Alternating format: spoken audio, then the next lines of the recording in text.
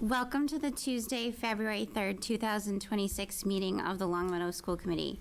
Mass General Law allows for remote participation at public meetings until June 30th, 2027. All votes while there is remote participation must be made by roll call vote. This meeting is being recorded and aired live on LCTV. School committee members, when I call your name, please say here for the record. Kate? Here. Adam? Yes. Adam? Yay. Zach? Yes. Emily? Here. And I'm here too. Okay, Pledge of Allegiance. I pledge allegiance to the flag of the United States of America and to the republic for which it stands, one nation, under God, indivisible, with liberty and justice for all. Next is correspondence. Correspondence received as follows. Email dated January 11th, 2026 from Kara Downey. Email dated January 22nd, 2026 from Christine Kronlage. Email dated January 23rd, 2026 from Steve Giroux.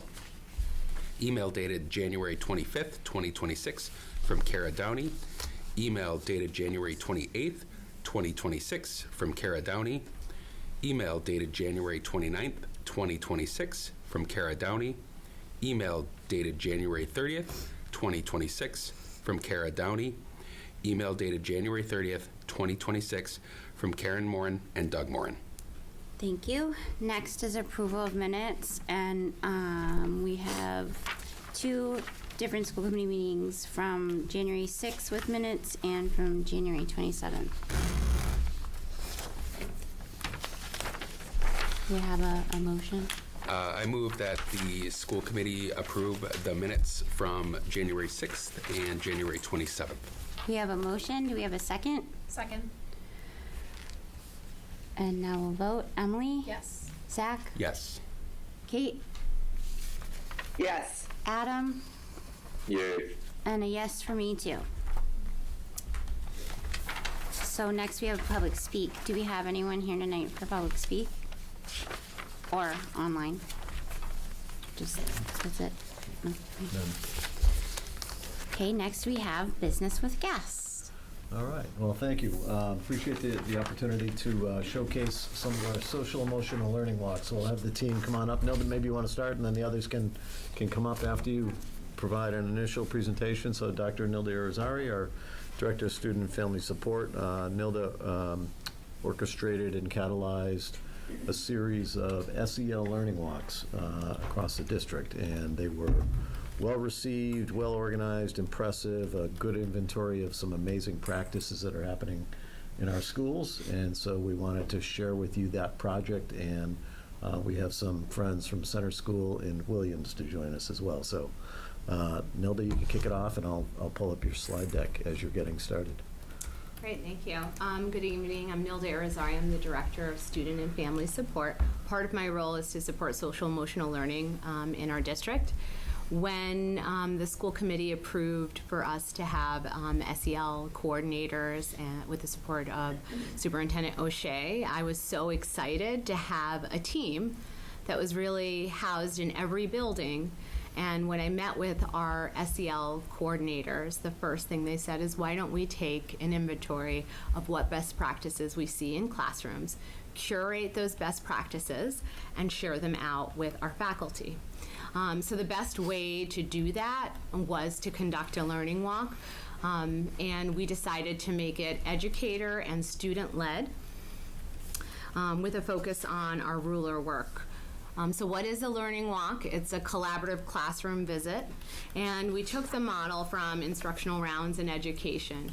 And the premise is those that are closest to the instruction should be observing the instruction and offering feedback.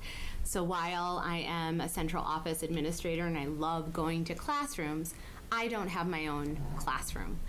So if I observe a really great practice, I can't turn key it to another class because I don't have a group of students. So educators need to be observing other educators. When they observe a best practice in real time, they could implement it the following day. And our students, who are the most important part of our instructional system, should be observing teachers and offering feedback on what best practices work for them. These are non-evaluative because no administrator is attending the learning walk. It's really colleague to colleague, student to student, staff member to colleague.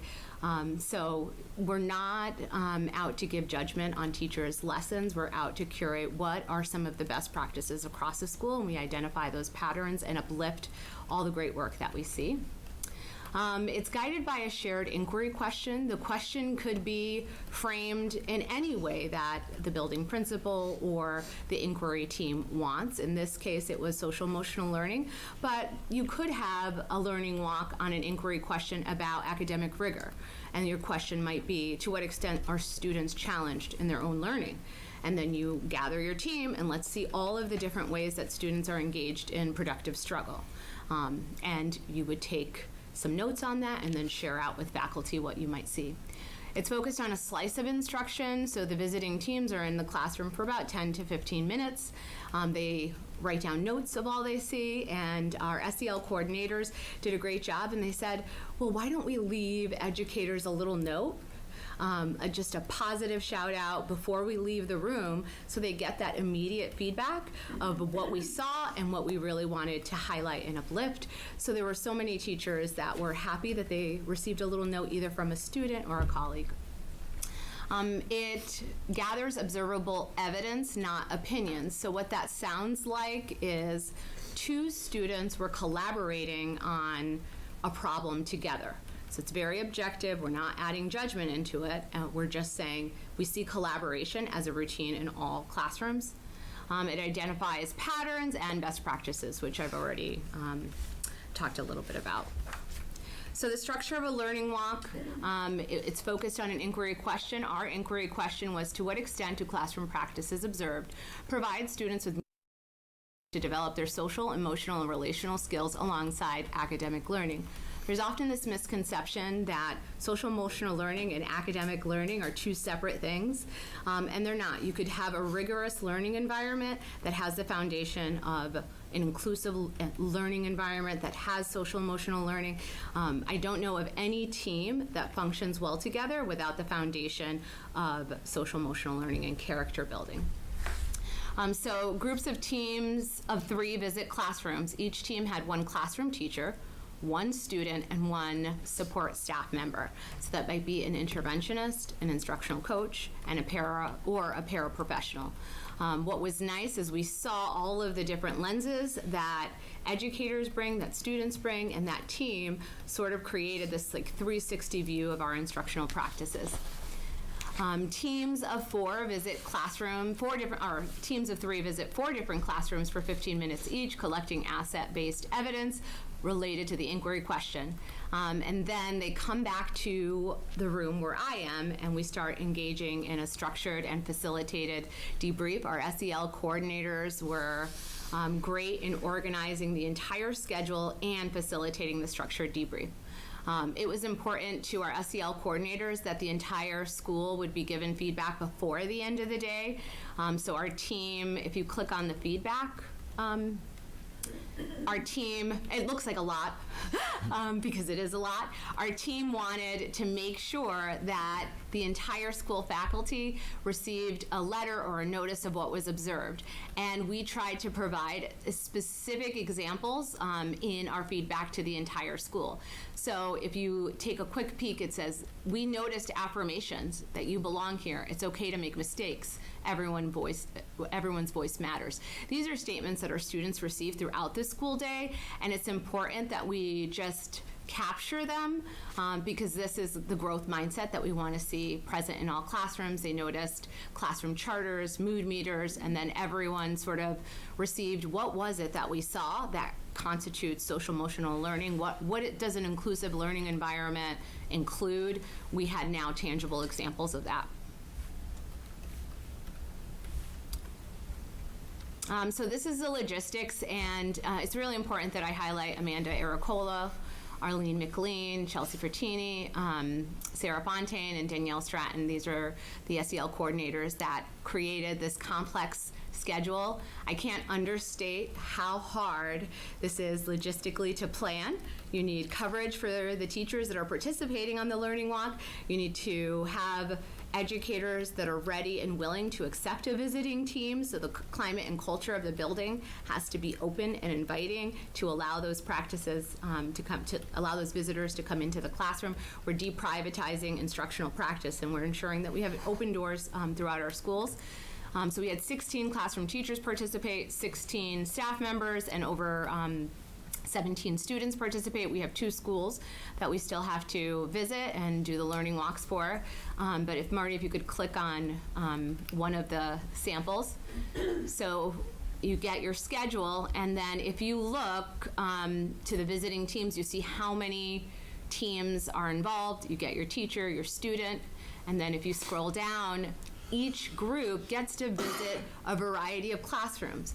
A group isn't visiting just first grade classrooms. You get to see a special. You get to see a speech classroom. You get to see a third grade classroom or kindergarten classroom. And we included all different classrooms so that students could see what learning looks like across their building. In the debrief, we found patterns, and students and their educators had to display their learning in a visual way. So after they received all of these Post-its and patterns, they created their own concept maps or infographics of what that meant to them. So you see Center School with the Cardinal Way. They have an excellent school theme about following the Cardinal Way embedded with ruler tools, and they highlighted some different things that made their school great. And so they have collaborative environments, and then they have Post-its around the tree to just demonstrate some of the practices. Wolf Swamp, we had someone create a puzzle of safe and supportive learning, and I love all of the different puzzle pieces, and you see the different handwriting because every group member contributed, but I love that the power of yet is in the center, and that really is what social emotional learning is all about, that students enter classrooms and they say, you may not have it now, but soon you will, and it's that stretching that allows students to believe that high expectations, high goals are possible. And then we have the flower from Williams, and the students created like what they thought would be the ideal environment to allow the flower to grow, so positively promoting deeper thinking and reflection, and they sort of created the conditions that can create deeper thinking. Here are some of the images of the day, and what I really want you to observe is just how on an equal level colleagues are with each other and students are with each other. Everyone is contributing Post-its, identifying some of the patterns for the day. And this is deeply intensive work to sit down and sort of try to come up with big picture thematic observations. So now we have the people that participated in the learning walks.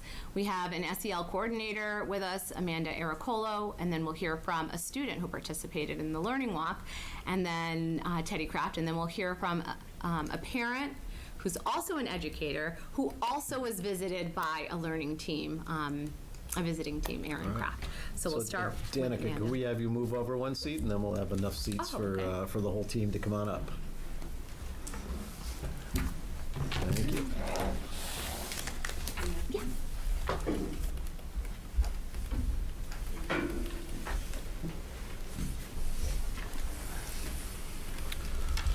Thank you for joining us. We appreciate it. Thank you for having us. Quick introductions once again for the committee and anybody that might be watching at home. So, Hi, I'm Teddy Kraft. I'm an 8th grade student at Williams, and I was participating in the Learning Walk.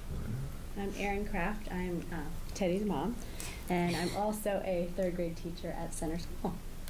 And I'm Amanda Aricolo. I'm Center School's SEL coordinator for kindergarten, 1st and 2nd grade. I'm also a 2nd grade teacher at Center School. Yes. So thank you so much for having us, and I would be remiss if I didn't say how integral this work is that Nilda's putting so much time, intensive effort into. And under her expertise and thoughtful leadership, the structure of the Learning Walk was centered around clear objectives that allowed teachers to lean into different SEL look-fors that the SEL coordinators and the teams developed prior to going in, and these encompassed the 5 pillars of CASEL competencies as well. The points of reference that served as glows and grows for teachers and students to help us celebrate and share out both anecdotally and, as Dr. Irizarry had mentioned, through the infographics were paramount in helping us highlight all the ways that we're glowing as educators in the school and ways that we can continue to grow. And it was just, I'm really hopeful that we continue with these learning walks, because the feedback that I got from my colleagues and even from students after, they were asking, how can we get involved in that? And it just seemed very refreshing. It was extremely constructive and vindicating as well. We were able to affirm and reaffirm things that we're doing really nicely at the classroom level that are helping students find success in their social emotional intelligence. I think it's important to give a student point of view on the positives that teachers are doing, not just the teacher's point of view. This helps teachers to know what students appreciate and like more about different teachings so that they can incorporate more of these into their lessons.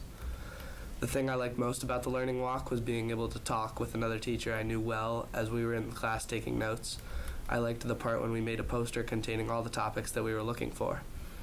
When I was on the Learning Walk, I learned that teachers do a lot more than just teach, and there's more purpose to all their actions than what I thought before the Learning Walk. Teachers need to make lesson plans that will be engaging for many students, and they need to include everyone. They also need to encourage the students. It's funny, I had to send him on a learning walk for him to understand and appreciate. I had to say it. So I was just going to talk about sort of how this experience was meaningful for Teddy's leadership and advocacy. I was really happy to have Teddy participate in the learning walks. It gave him a chance to practice his leadership and advocacy skills, especially in the debrief with peers and teachers. We talked a little bit about how it kind of almost like evens the playing field because they're all at the same table sharing ideas. I liked that. I was told, I think by Nilda, but that he was a leader in those discussions, and of course, so as a mom, that's a wonderful thing to hear. So I was very proud. I thought it gave him a chance to shine in an area where maybe he just hadn't had a lot of opportunity yet. During the walks, he was able to observe teachers and classrooms through a different lens and appreciation, and serving in that different capacity to help enhance teaching and learning was really valuable for him. And as you've already, learned, as a side note, I'm not just a parent, I'm a teacher at Center School, so I participated on the flip side. So I was being observed. Actually, you were on one of them in the group that was in my room, I think. And since it was the first time we had ever done these learning walks, I was a little unsure myself, but I did find it to be really rewarding to receive that feedback about my teaching. Having others observe your classroom just encourages that self-reflection, and I think it motivates you. It motivates you to be your best, do your best teaching, and to kind of look at it with a different lens. And I think it's important to hear from the students in this piece as well, because they are our audience. They're the key ingredient in the recipe, right? Yes. So hearing students' unique views can only help teachers to see areas where we are reaching students well, or perhaps some areas where we can grow to better reach them. So I thought it was great. And I'm thankful for each of you. We had, students had to give up their day of learning to participate in the Learning Walk. We had teachers to arrange sub-plans and coverage. And so I think it was a collaborative effort to really pull this off and to have all of the schools participate. So I'm just excited that we did it. Our hope is that it becomes a routine that we can continue to practice a few times a year in each school building. Nilda, I appreciate your leadership on this. It really was energizing. I had a chance to go to some of the debriefs, and there was so much positive energy from the students and the teachers, and every student I asked, they said, "What'd you learn?" And I think every one of them said that teachers work really, really hard. So it was fun to hear. And so a really great opportunity for us to kind of take inventory and collect the best practices and then share them out. And we talk a lot that, the best PD it's authentic, it's job embedded, it's peer-to-peer, and this is a good example of that. So appreciate the support of the school committee to allow us the opportunity to hire great SEL coordinators like Amanda. It's made a meaningful difference for us this year, so thank you. Thank you. Thank you. I feel like I could talk for like an hour right now. I really loved everything that you said. I don't even know where to start. I think I'll start with what did you say again? Deprivatizing classrooms, teaching. Deprivatizing classroom instruction techniques, right? I just love that because that's really so important in so many ways, and I think it's also really helpful for the social and emotional well-being of teachers, because I think, at the beginning you said sometimes you don't know how it's going to go because you don't know what the culture is like or the relationships at the school, but I have participated in many learning walks myself, and I feel like I did it as a younger educator and it helped empower me. So I think they're just the best thing ever, and I'm glad you're doing them. I know that it's a lot of work, and I'm really thankful that you're all doing them, and I'm super thankful for you stepping up as a student, because student voice is the most important thing. And what else did I want to say? I wanted to say that, Nilda, I'm so impressed with how you empower teachers' voices too, and teachers' strengths. It's very clear that you're really good at doing that, and it shows. Thank you. Does anybody else? Oh yeah, no, I wrote some notes down. I thank you all for coming to speak. This was fantastic. I really love that you're involving all of the schools. It really kind of underscores that this is a community that really cares about its students. No matter which schools they're going to, we want to make sure that everybody has access to the same best practices, really underscoring that equity and accessibility. So I love that. I really appreciate that students were involved and this was so peer-oriented. The real-time feedback and encouragement is so powerful. It's really rare to get that, and being able to have something in the moment that you take away is really impactful. So I loved that. And yeah, just fantastic work. Thank you. Thank you. Anybody else have any other comments? I would just echo much the same. Really cool. And really exciting to see that collaboration across classrooms. Nice job. Thank you. I just have one final plug to Longmeadow. Every student that we tapped to participate, all of them said yes and rose to the occasion. They came in, whether they were in 5th grade or 8th grade, they came in dressed up, ready to go, and it just reminds me that when you tap someone on the shoulder and say, hey, I see leadership in you, they rise to the occasion.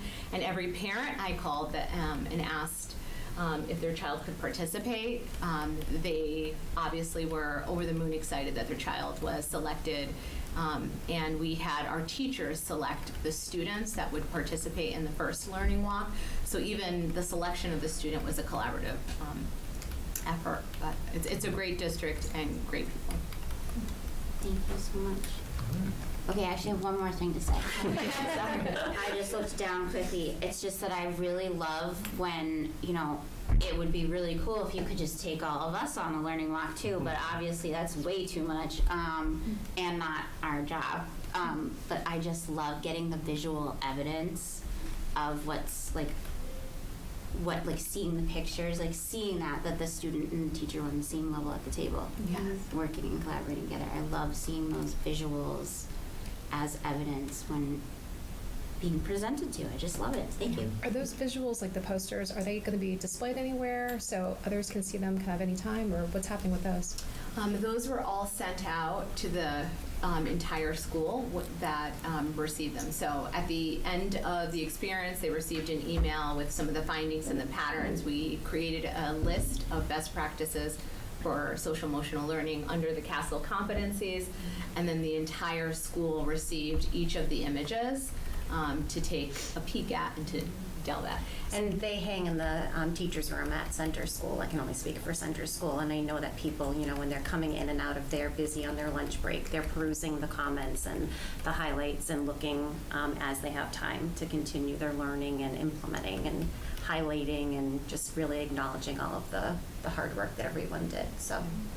And I remember Amy Bridges, who's over at, she said, I went into all of these classrooms, stole ideas, and then just implemented them right away into my classroom. And I heard that from so many other teachers that just watching one or two things, they just turned keyed it the next day. Yep. So Thank you, team. thank you. Fantastic.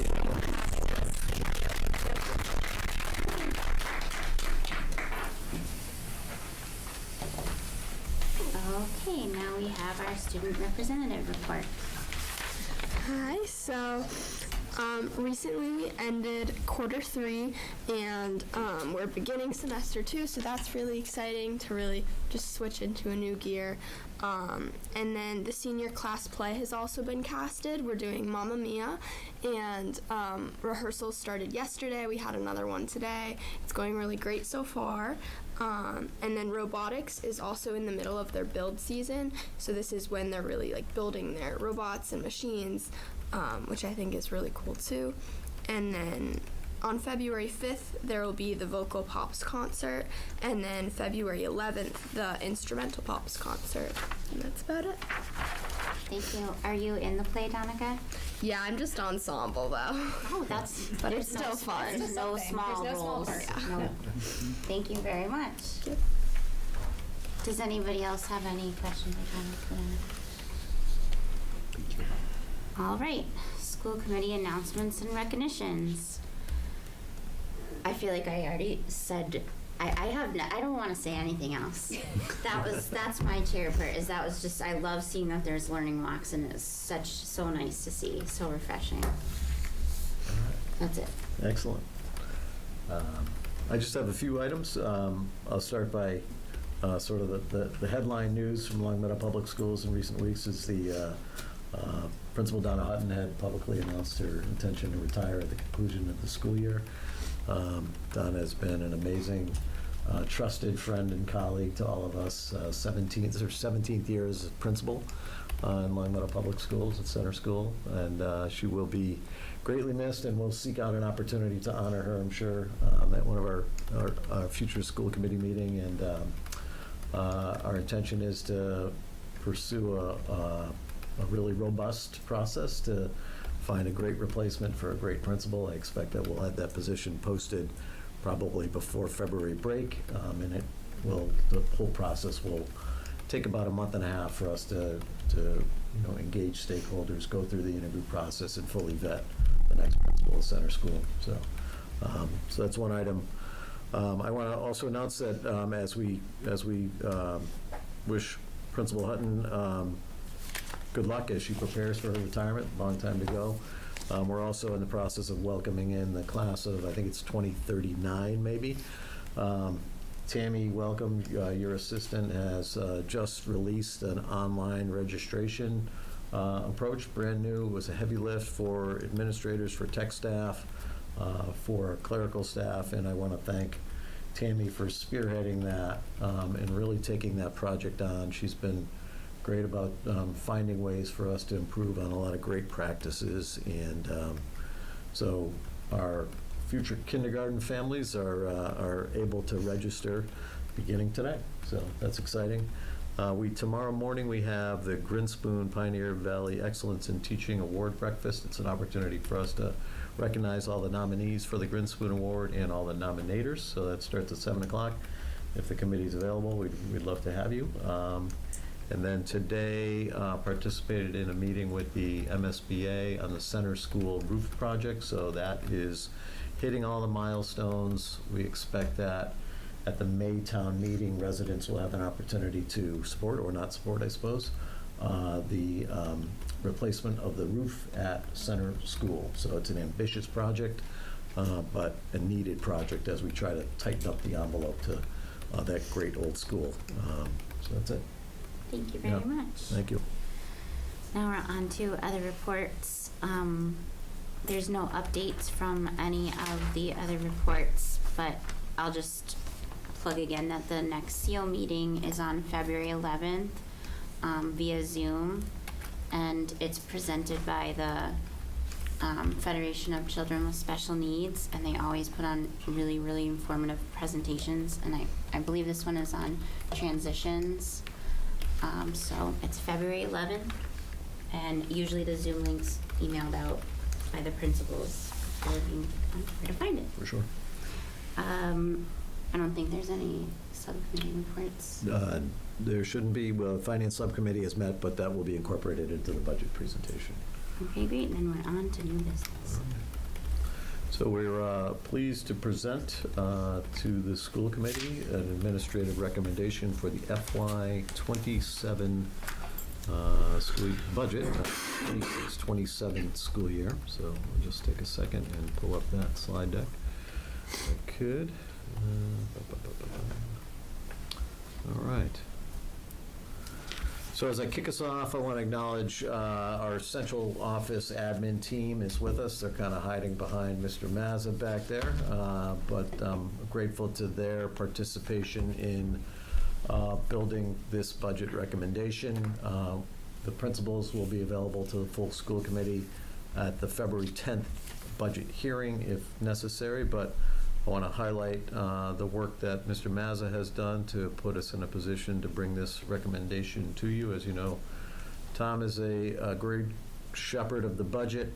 He keeps us on our toes and does a great job sort of identifying potential costs, revenue, does a great job forecasting for future fiscal years. So I thank Tom for that. I thank the input we've received from the town manager and the finance director as well.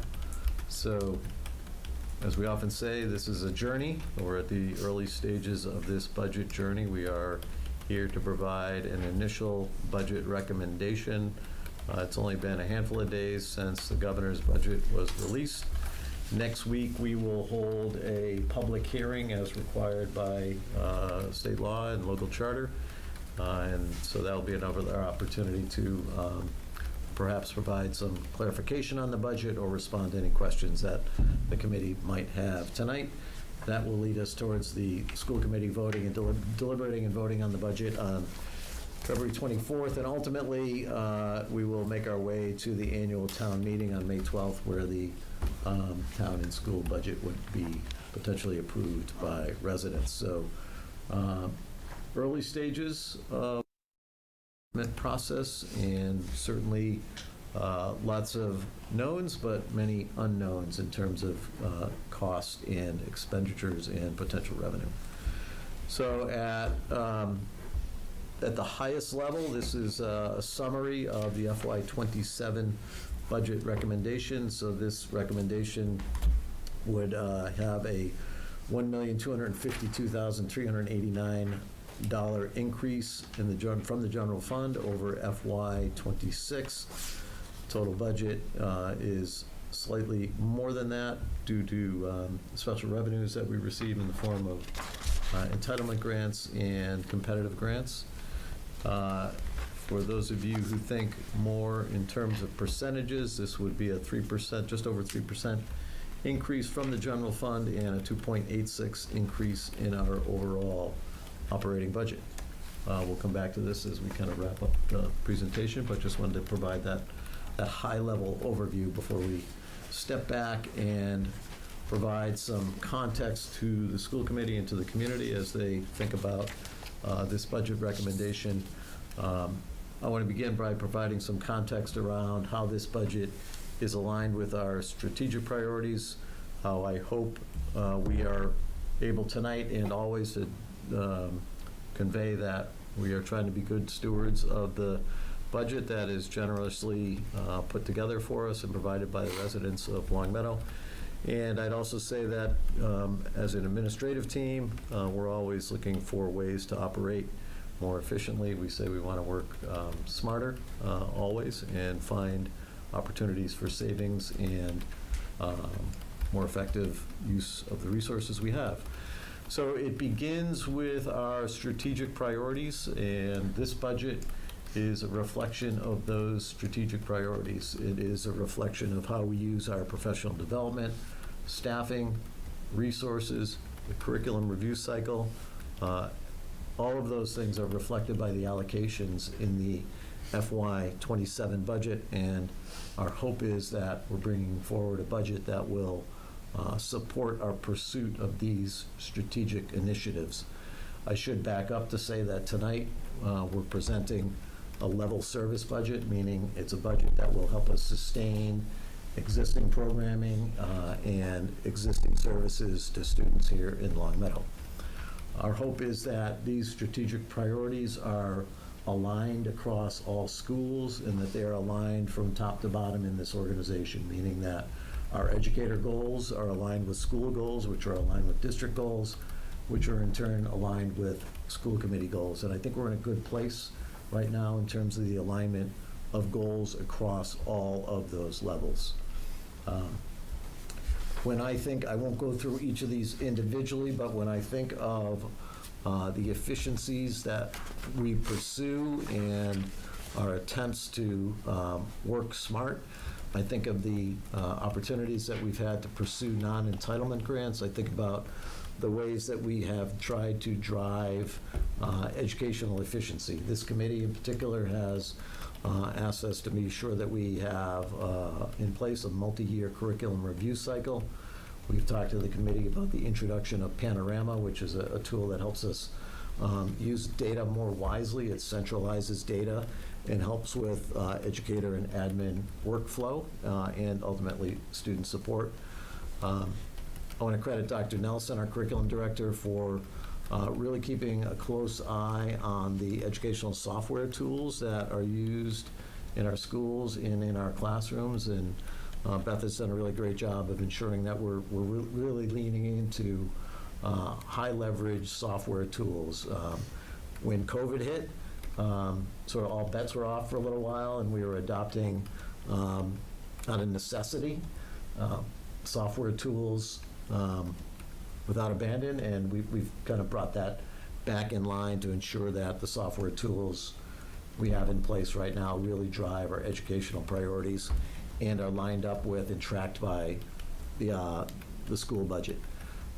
Staffing is, we're always trying to respond to various enrollment patterns, whether that's the demographics of our student body or the size of cohorts as they make their way through our schools, but our staffing will shift in response to those enrollment patterns. I also want to recognize the work of our special educators under the leadership of Nicole Paris-Crowe for regularly thinking about how we can introduce in-district special education services and programming. It's a powerful way to support student learning, but also a powerful way to ensure that we're making good use of the tax dollars that are provided to us. And you'll see as we get further on in the budget that we actually have achieved some savings this year as we prepare for FY27 because of our ability to serve students here in Long Meadow. Operational efficiency, always thinking about ways to employ technology in the pursuit of operational efficiency. We've got a great technology team in place right now. Their staffing levels haven't changed since I've been here, but they're organizing their work more effectively every day. And so an online help desk has been introduced in recent years and improved upon in recent years, and they really do a nice job of organizing workflow and responding to the literally thousands of devices that they manage across the district. We are remotely managing student and staff devices. We are mentioned earlier that we just introduced an online approach to student registration. We're really excited about that. And Tom Mazza and I have been working closely with the DPW on their introduction of a cloud-based work order system and our administrators' use of that tool. So we're making progress there. We're always looking for outside partnerships.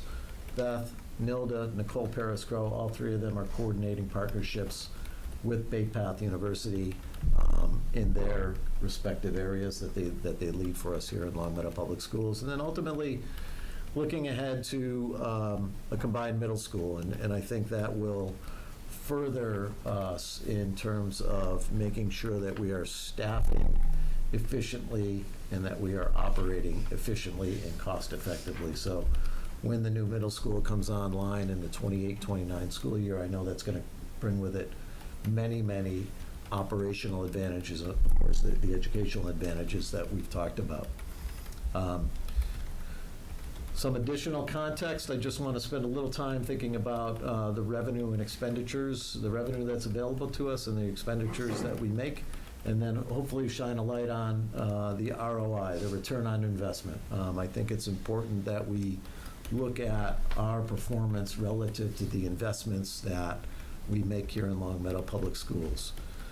A familiar slide, I'd say, to the committee, at least to those who've been with us for a few years. This is the basic building blocks of a public school budget in Massachusetts. It begins with Chapter 78. This is the aid, the main source of aid we receive from the state. On top of that, districts are expected to make a minimum contribution to the education of students, and those two things combined establish what's called the foundation budget, and that's the state's calculation of how much a district needs to minimally spend to provide an adequate education to students across the state.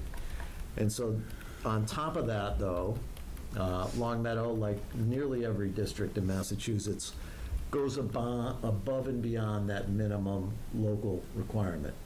And on top of that, our grants, user fees, the educational endowment that we receive from LEAF, for example, anything that drives the work of teachers and students in Long Meadow Public Schools. So those are the basic building blocks, and take a look at sort of what that looks like here in Long Meadow.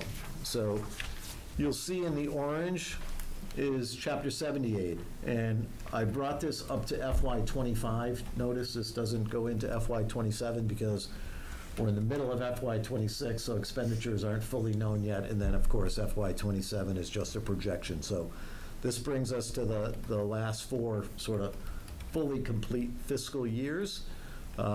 Chapter 78, we've had the benefit of seeing increased levels of support from Chapter 70, although that's starting to taper off, and you'll see that shortly. And then in the yellow is the amount that Long Meadow spends above what is minimally required. Excuse me. The yellow represents the minimum local contribution, the absolute minimum that districts need to spend. What I want to call your attention to is the green bars, and this is what Long Meadow spends above what is minimally required.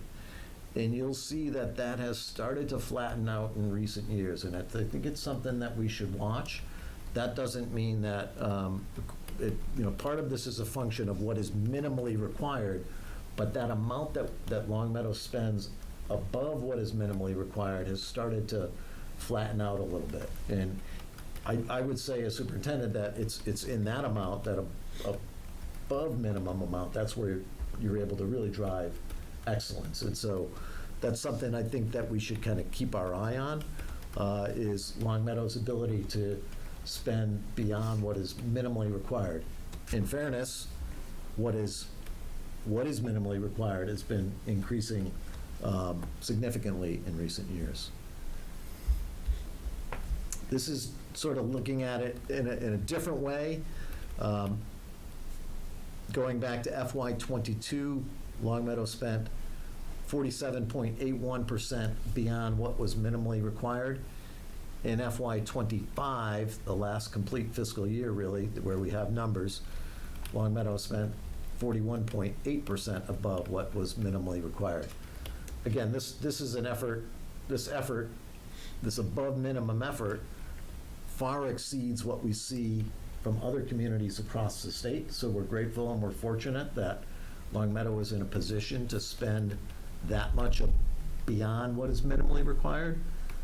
But again, that amount has started to flatten out.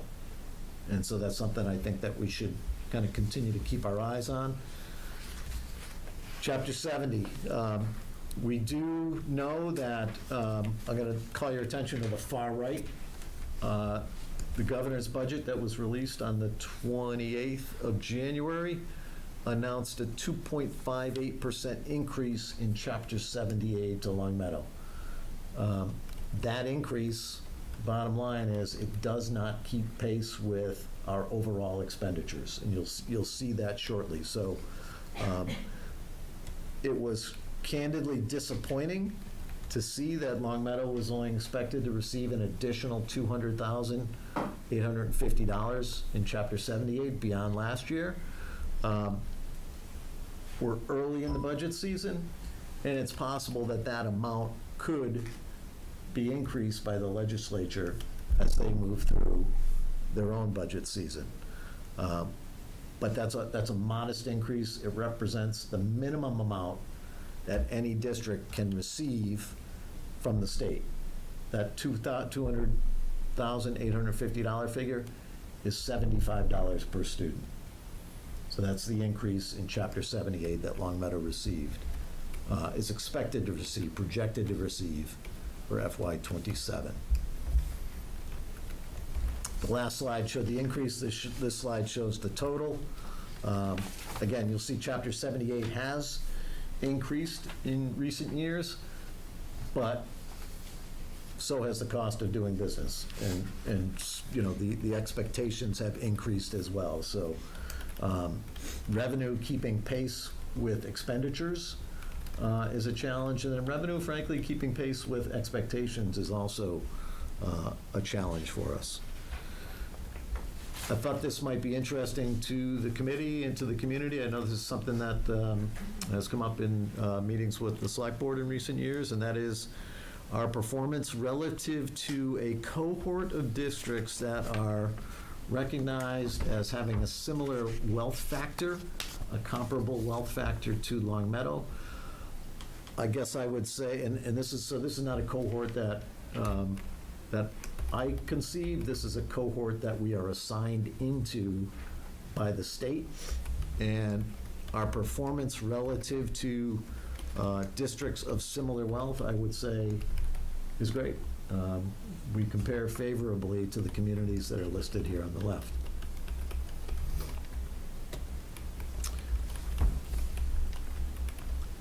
And then when we compare performance and spending relative to area districts, these are all of the districts of the Lower Pioneer Valley Educational Collaborative, and then several more. Again, I would say that our performance, obviously, compared to local districts is excellent. Also notable is that our per pupil expenditures are in most cases, significantly lower. You know, in fairness, the other districts listed on the left may have, you know, greater need.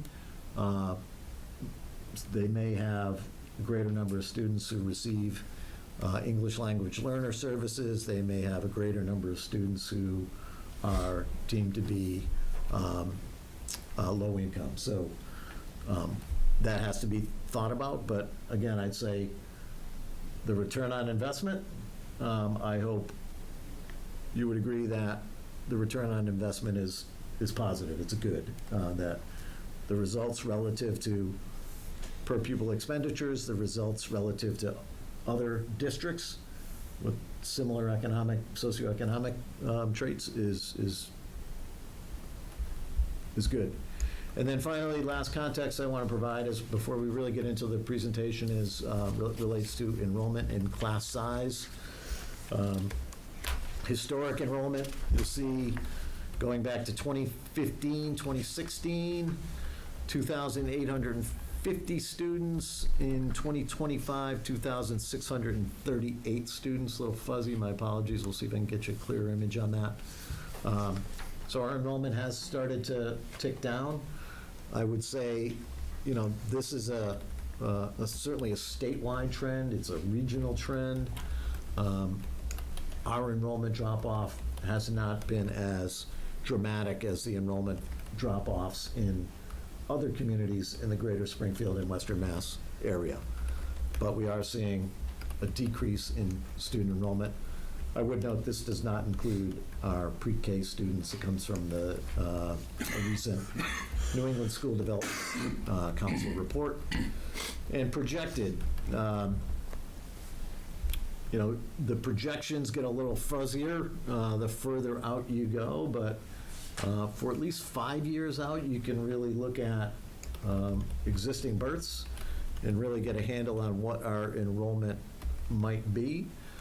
So we're not expecting any dramatic upturn. It will be relatively stable, maybe drop off a little bit, at least according to the New England School Development Council, in the next 10 to 15 years. We can come back to any of this information. So current enrollment, just notable here to see the size of the cohorts in the sort of 7, 8, 9, 10, 11, 12 grades, and then relative to the size of the cohorts in the earlier grades. So this is sort of reflective of that enrollment downturn that I showed you a minute ago. Again, not a dramatic downturn. And we do see, again, in fairness, the cohorts do grow over time. So that K cohort, which is only 166 students, generally the trend in Longmeadow is that those cohorts grow as they move through elementary, middle, and into high school. And this does not include any students who are placed out of district.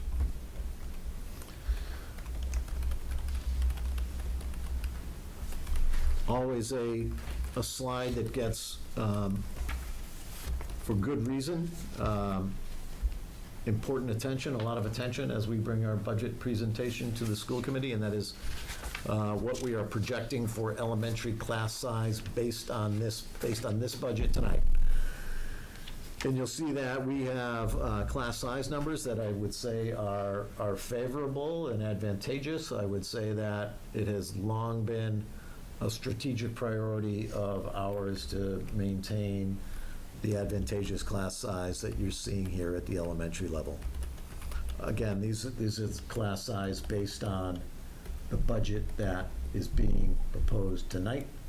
If the budget were to be revised in any way, the numbers there might change.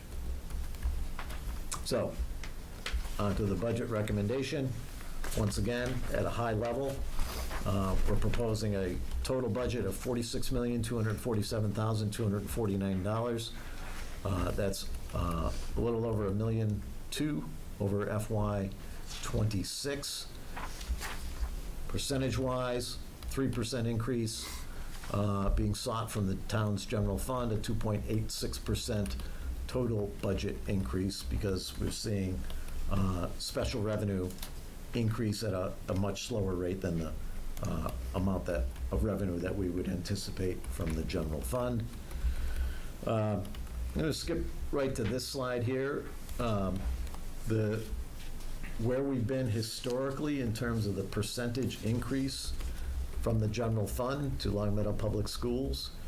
So you'll see that the just over 3% increase that's being sought with this recommendation sort of falls in line with where we've been in recent years, probably reflective of the average, at least over the last 5 or 10 years.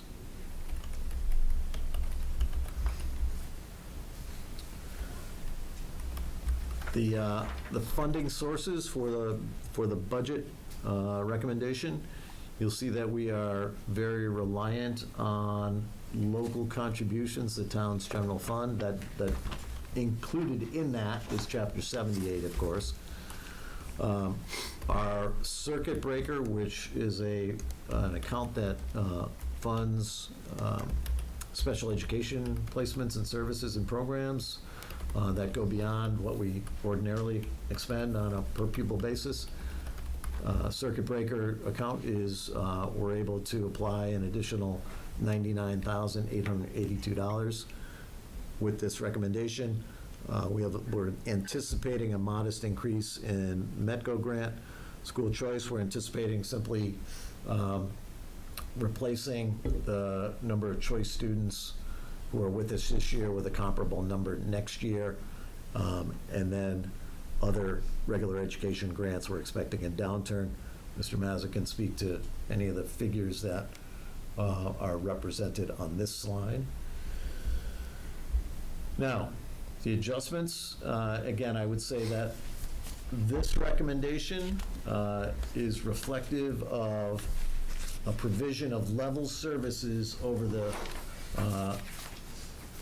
compared to the 25-26 school year. I'd call your attention to the top right on this slide, and this is where we're seeing, the greatest explanation of the budget increase is fulfilling the contractual obligations that we have to our employees. We're anticipating just over $1.3 million to meet those contractual obligations. Tom can speak to you about a very significant increase in utilities. We all know how much it is to heat and cool and light up our homes, and we're experiencing the same thing here in Long Meadow Public Schools. So the increase attributable to utility bills is significant. We expect in FY27. Additionally, onboard important software tools and services on the town side and the school side. So I just want to remind the community, I know the committee knows this, that information technology services are housed here in Long Meadow Public Schools, but software services serve both town and school. And then you'll see some other increases that we are expecting in a variety of line items. On the left is where we're anticipating some reductions. Attrition is a shorthand way of describing the savings that we would expect from the retirement of teachers who've been with us for a long time. We're high on our salary schedule, anticipating that they would be replaced by less senior teachers who are lower on the salary schedule. So attrition is essentially retirement-related savings. Transportation, we're expecting, believe it or not, a slight reduction in regular and special education transportation services. Out-of-district tuitions, again, credit to our special educators, Director Nicole Paris-Crowe for managing out-of-district tuitions and ensuring that we're serving students appropriately, what they need morally, ethically, legally, but also ensuring that we're doing it in ways that are cost-effective. Based on student plans, based on student needs and student enrollment patterns, we are able to reduce 2 existing academic tutors. Again, I want to emphasize that this is to reflect a reduction in service levels, but rather a reflection of the individual needs of some individual students. And then a PT assistant is, again, based on some student needs, we're able to achieve a reduction in that area. And so you'll see that the pluses and minuses amount to an increase of just over $1.2 million projected for FY27. Different way of thinking about where the money goes. What are our biggest cost centers? We are in the people business. You'll see that our salaries constitute nearly 80% of our costs. And so when we look to achieve efficiencies, when we look to, if we ever in a position where we had to make reductions, you're really looking at the big blue slice of that pie. The utilities wedge has grown.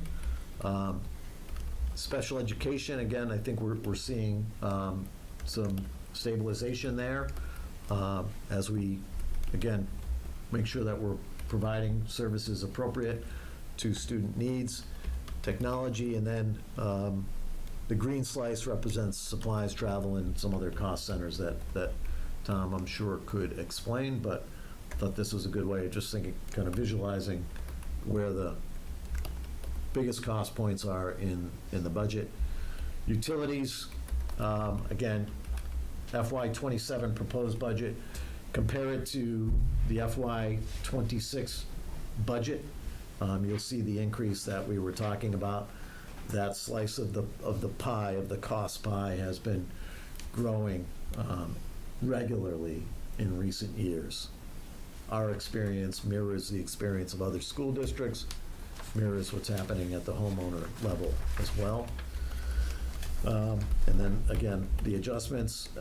This budget, the short bottom line of this complicated slide is to show that we're not anticipating any increases in staffing beyond the revised FY26 budget. So we started FY26 with 452 positions. We've made a couple reductions mid-year this year. Those reductions will carry over to FY27. Again, staffing has to be responsive to enrollment.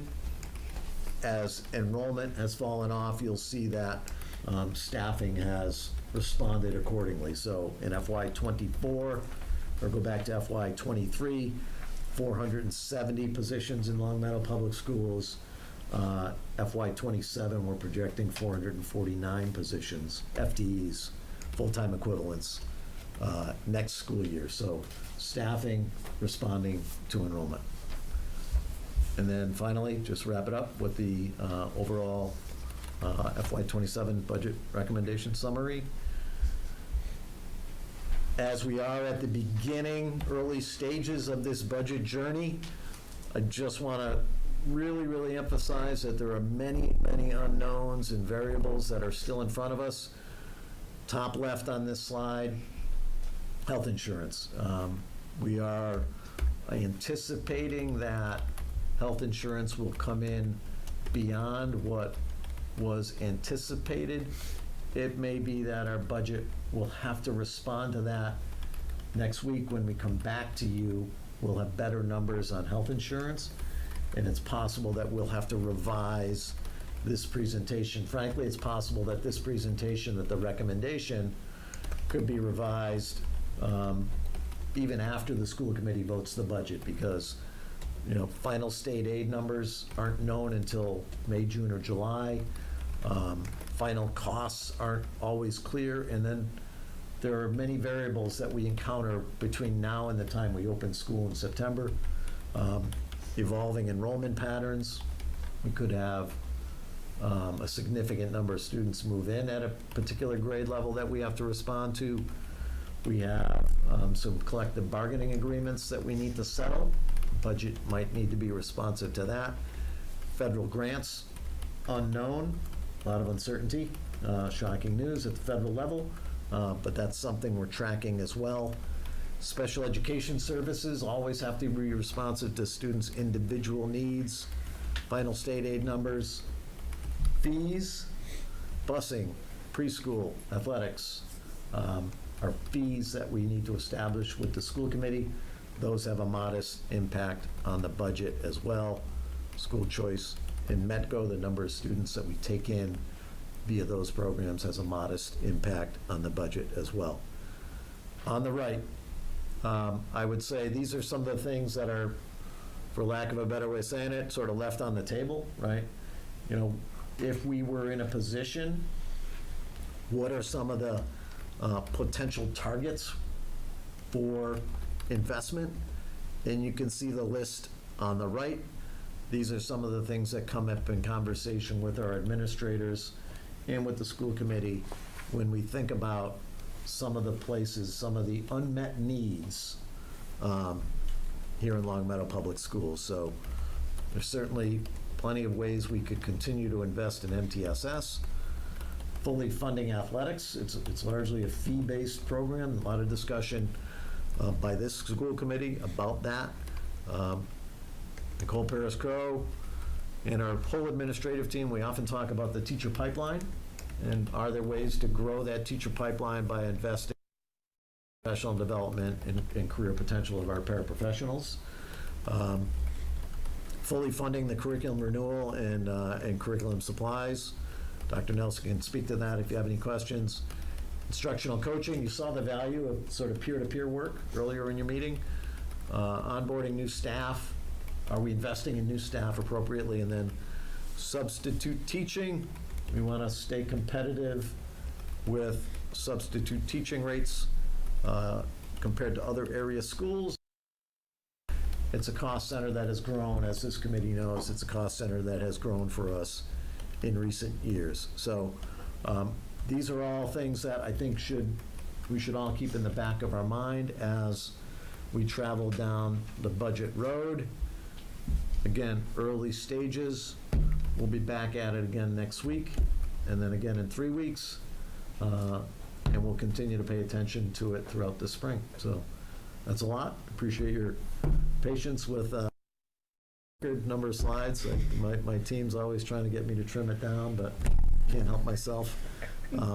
Honestly, it reflects how much I value the work of our educators and the work of our administrators, and I really want to take time during the hearing to represent that, because I'm proud of the team, I'm proud of our educators, and I'm proud of the results that we get year in, year out, and I'm proud of the commitment that this community has to our students. So happy to answer any questions you might have, and our central office admin team is here as well if you have any questions about their areas of leadership. So thank you.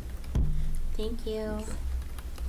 I just want to say thank you to the whole administrative team, because I know it takes a lot of work and you all work together, and I know basically this is my 3rd year in the school committee, and I've seen you just all do such great work and get even better at it, especially when it comes to the budget and alignment of things, like hearing that the things that are priorities in classrooms are also priorities in the budget is something that makes me proud too.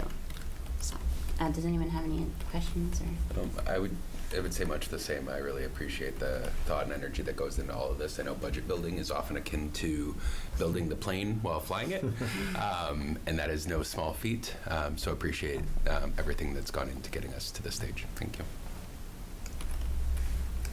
Anybody else? If there is, it's a lot to take in. There's detailed budget documents in your packet. If the committee has any questions or there's anything you'd like to see us bring back on February 3rd, we're happy to do that. We'll be sure to push this information out to the community. Final, I've said it, but again, worth repeating that early stages, lots of unknowns. The recommendation could change based on information that we receive in the days, weeks, months ahead. So, thank you. Thank you. All right. Next we have we're done. Are we done with, is that all the new, you said all that? That's it, okay. Yep. So now we have building use requests. Good evening. On your agenda tonight is a consent agenda consisting of 3 building use requests. The first is submitted on behalf of Champion City Springfield, requesting use of the high school auditorium on Saturday, March 21st for a choir rehearsal. The second request is from the Blueberry Hill PTO for the Blueberry Talent Show, which is they're requesting use of the high school auditorium and some multi-purpose space on Tuesday, March 24th and Saturday, March 28th for various times for that event. And the third request is submitted on behalf of Wolf Swamp PTO for Wolf Swamp PTO Bingo Night on Friday, March 20th from 4 to 8:30 at the Wolf Swamp School in the gymnasium. So those are the 3 building use requests that are presented to you tonight for consideration under the consent agenda. Okay, thank you. Does anyone have any questions or comments about the consent agenda or want to take an item out? Seeing none, we can move to a vote. I move that the school committee approve the consent agenda for the February 3rd, 2026 school committee meeting as presented. We have a motion. Do we have a second? Second. Second. Thank you. Emily? Yes. Zach? Yes. Kate? Yes. Adam? Yay. And a yes for me too.